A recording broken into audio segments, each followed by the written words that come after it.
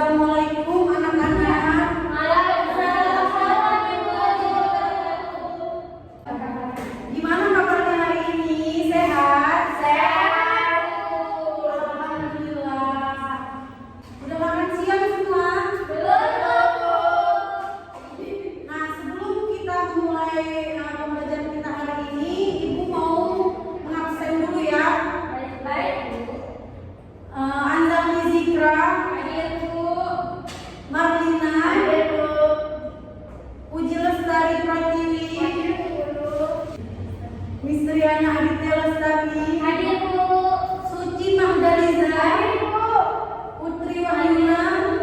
Nah, ada semua ya, rajin-rajin anak ibu hari ini, rajin. Alhamdulillah. Baik, kali ini ibu akan menjelaskan materi tentang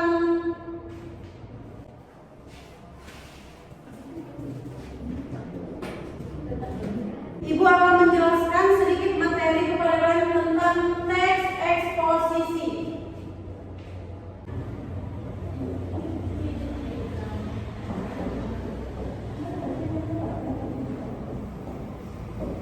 Teks eksposisi. Sebelumnya ibu ingin bertanya kepada anak-anak ibu, ada yang tahu apa itu teks eksposisi? Tidak, Bu. Jadi teks eksposisi itu adalah teks yang non-fiksi yang informasi atau pengetahuan yang bersifat nyata dan ilmiah. Bentuk penyajiannya juga harus secara singkat, padat, akurat, dan mudah untuk dipahami oleh pembaca berita tersebut.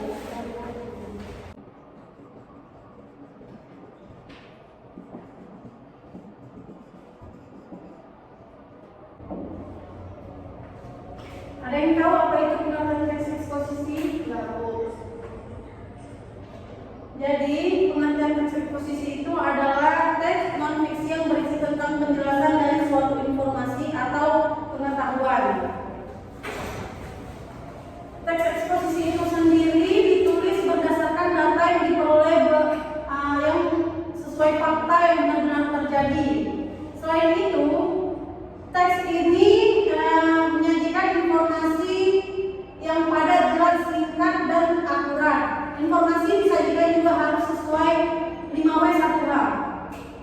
Nanti Ibu akan menjelaskan apa itu 5W1H. Sekarang kita lanjut ke usul-usul aja ya Ibu.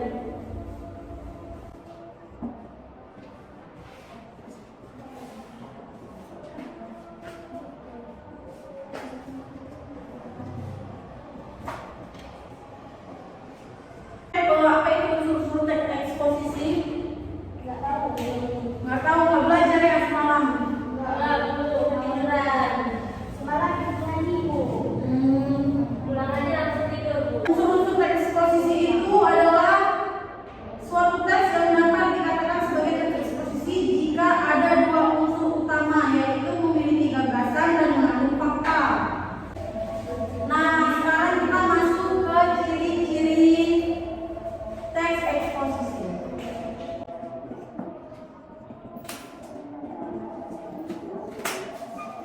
Jadi ada ciri-ciri teks eksposisi itu ada 5. Ada yang tahu yang pertama apa? Jadi yang pertama adalah memberikan informasi atau pengetahuan.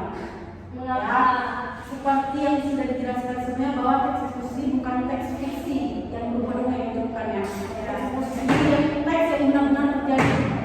Oke? Oke, Bu. Lagi nggak sama kayak teks ekspresi juga, Bu? Betul. Nah, yang pertama, Itu benar-benar fakta yang terjadi. ya bisa Itu dilihat. benar fakta yang terjadi dan tidak bisa digugat karena memang nyata terjadi di lingkungan kita.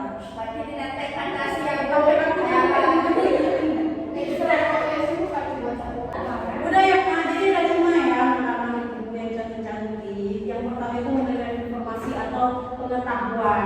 Dan sudah dijelaskan tadi dia bukan berupa fiksi, tapi dia benar-benar non-fiksi yang benar-benar terjadi di lingkungan kita.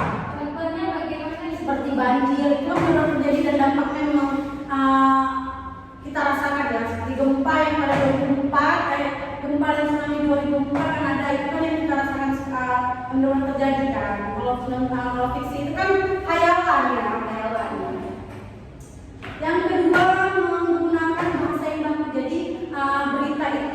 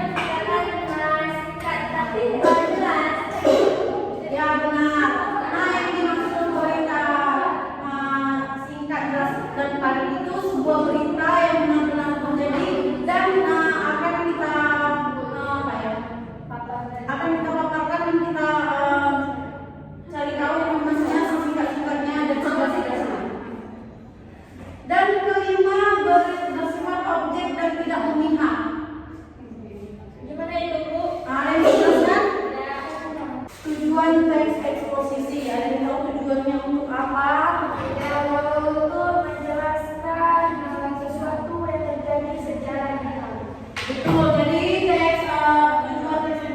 teks eksposisi ini adalah untuk memberitahu kepada warga sekitar apa yang sedang terjadi di lingkungan bahkan di tempat-tempat lain. Tapi itu berdasarkan fakta ya tujuannya. Nah langsung kita lihat saja. Sebelumnya ada yang bertanya sejauh ini dijelaskan? Tidak. Langsung kita masuk ke jenis-jenisnya. Ini wow.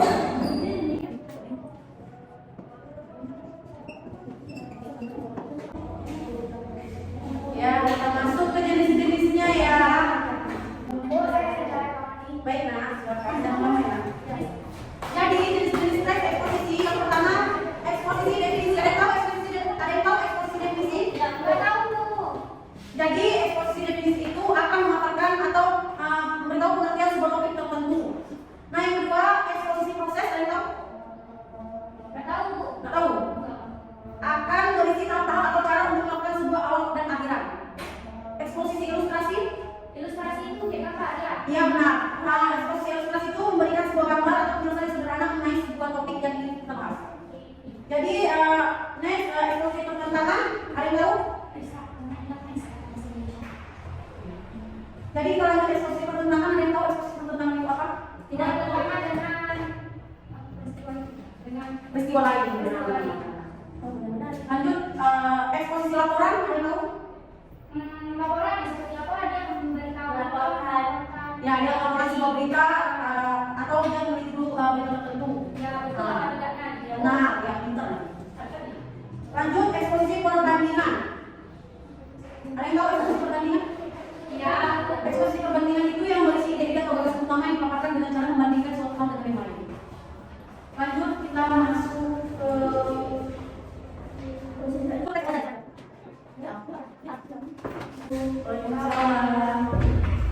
Nah, jadi ibu sudah menjelaskan semua ada 6 ciri-ciri teks eksposisi. Nah, tadi di awal ibu ada menjelaskan tentang 5W1H. Iya Bu. Nah, kalau namanya harus merupakan tulisnya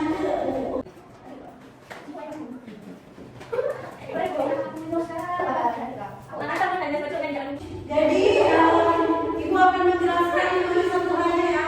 Iya Bu, dari tadi saya mau bertanya. Apa itu 5W+1H?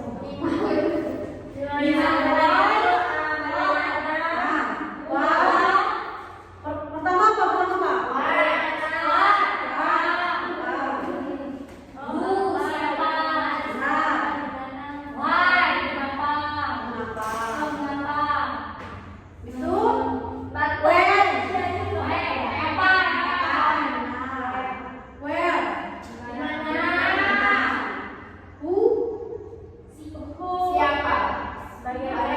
Bagaimana? Nah, itu akan memberikan sebuah contoh berita dan siapa yang ingin membacakannya. Nanti kita akan mencari tahu nama-namanya. Baca aja. Nah, oke, Bis. Baca dulu. Kalian dengar ya nanti mau nanya nama-namanya Ikut contoh berita tentang banjir. Akibat hujan lebat yang terjadi sejak Minggu 26 Juni 2022 siang hingga malam hari mengakibatkan banjir mengenai sejumlah desa di Kabupaten Cilacap, Jawa Tengah.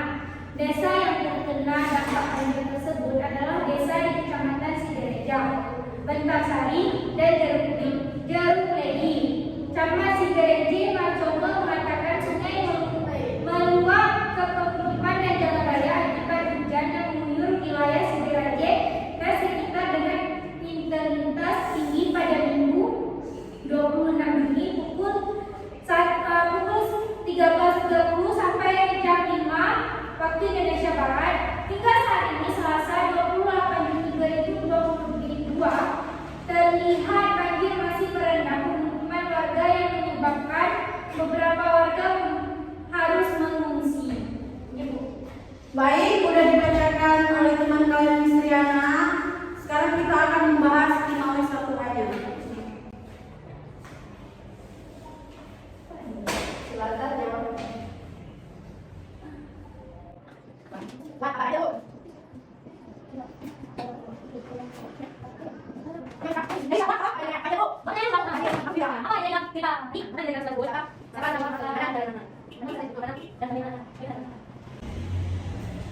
Nah, di dalam cerita yang sudah dibacakan oleh teman Kalisiani tadi, Ibu akan bertanya, nah apa yang terjadi di dalam berita yang kali baca oleh teman Kalisiani? Benar. Banjir di desa Cilacap, Jawa Tengah. Cilacap, ya. Jawa Tengah.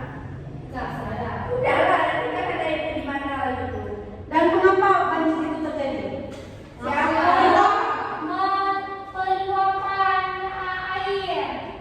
Banjir terjadi karena hujan dengan intensitas yang tinggi menyebabkan air sungai meluap. Meluas administrasi kepada tugas.